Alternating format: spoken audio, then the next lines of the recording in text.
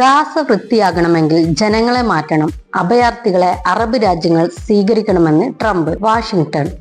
Gaza മുനമ്പിൽ നിന്നുള്ള അഭയാർത്ഥികളെ Egypt, Jordan തുടങ്ങിയ Arab രാഷ്ട്രങ്ങൾ ഇനിയും ഏറ്റെടുക്കണമെന്ന് US പ്രസിഡന്റ് ട്രംപ്. യുദ്ധം തകർത്ത ഗാസയെ വൃത്തിയാകണമെങ്കിൽ ജനങ്ങളെ മാറ്റിപ്പാർപ്പിക്കണം. ജോർദാൻ രാജാവ് അബ്ദുള്ള രണ്ടാമനുമായി താൻ ഇക്കാര്യം സംസാരിച്ചു. ഈജിപ്ത് പ്രസിഡന്റ് അബ്ദുൽ ഫത്താഹ് അൽ സിസിയുമായി ഇക്കാര്യം ചർച്ച ചെയ്യുമെന്ന് ട്രംപ് വ്യക്തമാക്കി. അഭയാർത്ഥികളെ സ്വീകരിക്കാൻ തയ്യാറായതിൽ ജോർദാനെ അഭിനന്ദിക്കുന്നതിനായി ട്രംപ് പറഞ്ഞു, ഈജിപ്തും ജോർദാനും കൂടുതൽ അഭയാർത്ഥികളെ സ്വീകരിക്കണം. 10.50 ലക്ഷം ആളുകളെ കുറിച്ചാണ് നമ്മൾ സംസാരിക്കുന്നത്. ഗാസ മുനമ്പ് ആകെ താറുമാറായി കിടക്കുകയാണ്. ഗാസയിൽ കഴിഞ്ഞ കുറെ നാളുകളുമായി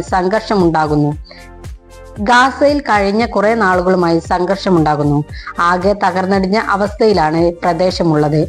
നിരവധി പേരാണ് ഇവിടെ മരിച്ചു വീഴുന്നത്. അതിനാൽ അറബ് രാജ്യങ്ങളുമായി ചർച്ച ചെയ്ത് അവരെ മാറ്റിപ്പാർപ്പിക്കാനുള്ള നടപടികൾ ആരംഭിക്കും. ഈ സ്ഥലത്ത് അവർക്ക് സമാധാനത്തോടെ ജീവിക്കാനാകുമെന്നും അദ്ദേഹം കൂട്ടിച്ചേർത്തു.